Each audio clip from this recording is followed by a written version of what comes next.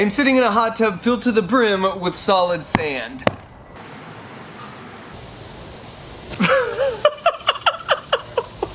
This is one of the coolest things ever. If you take a tub of sand like this, and then add air in just the right way, it basically becomes a liquefied soup.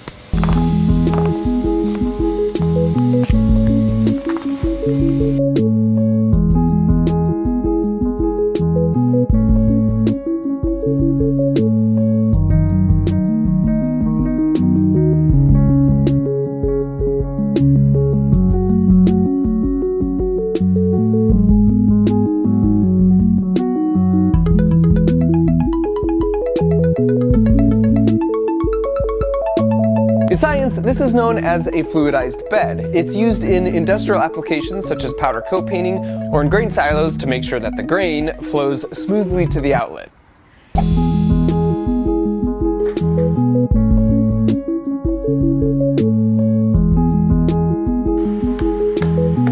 With air on, the top surface is nearly frictionless. It's like an air hockey table. And then when you cut off the air, it freezes everything exactly where it's at.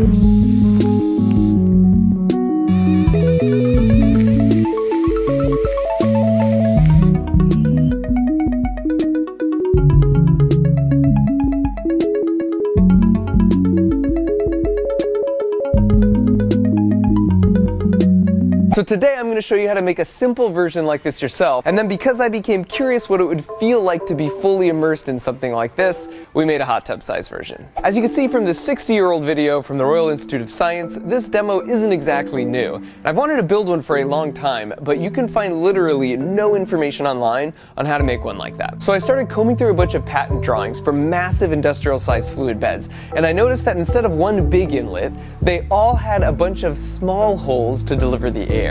So starting with that in mind, it still took us 25 failed versions before we arrived at this design.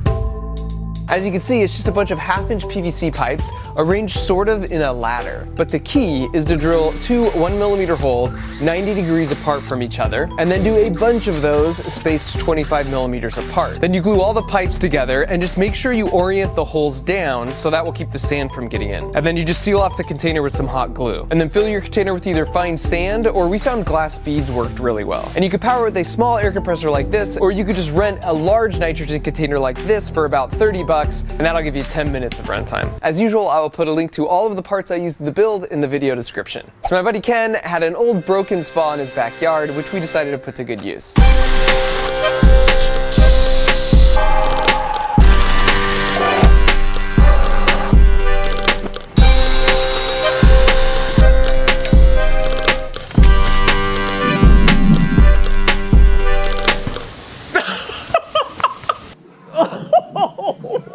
It just stops and you're like locked in place. It's like a weighted blanket on every surface of your body. Ah!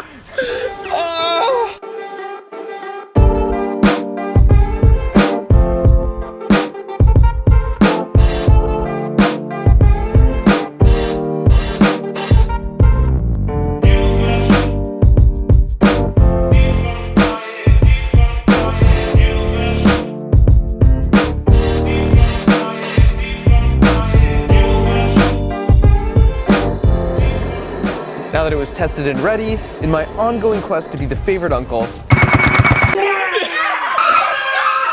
I decided to surprise my nephews with it. Whoa, whoa.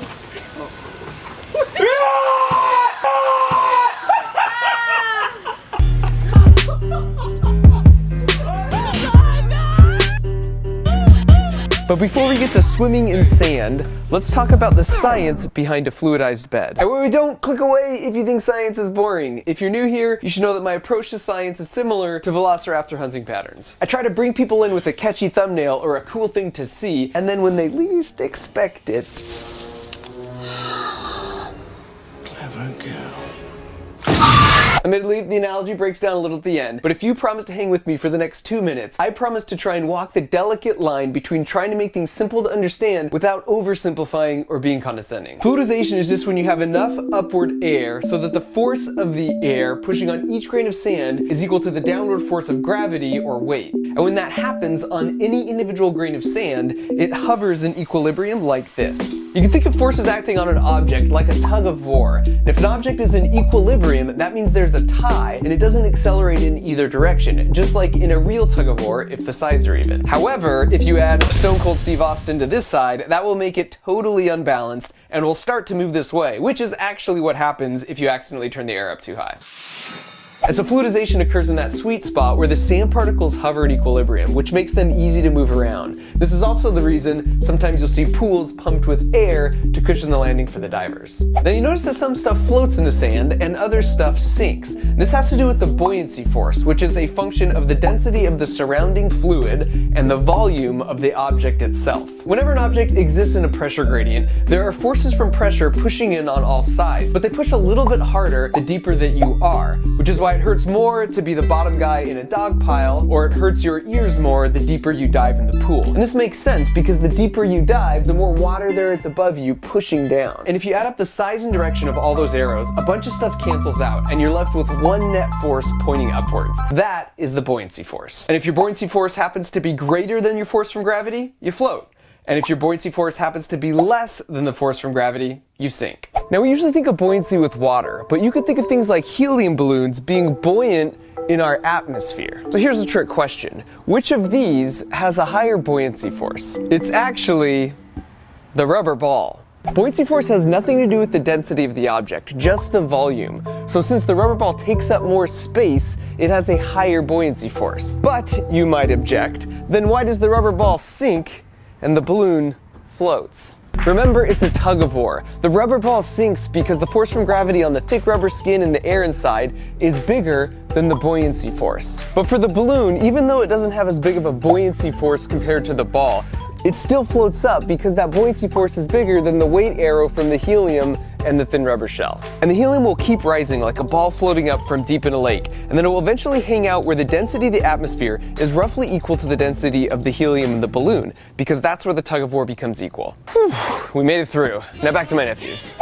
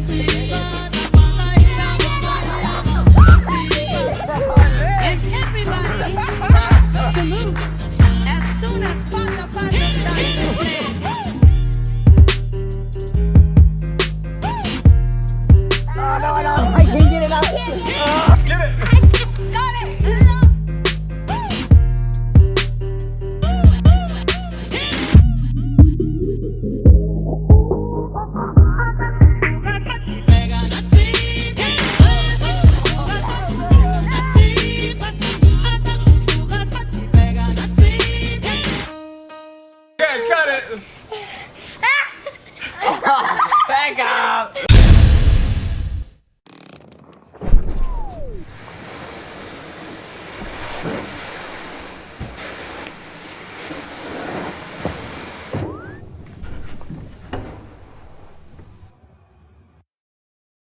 Christmas is coming, and with the help of Casper, who happened to support this video, I got Joe back.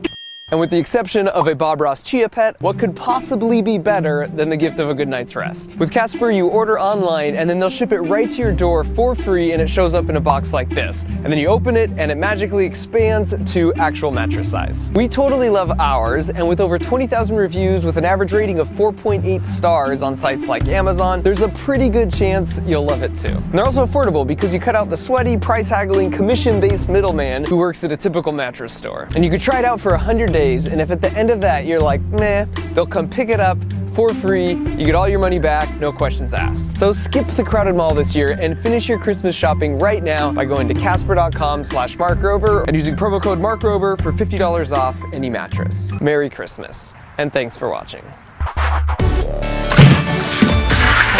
off!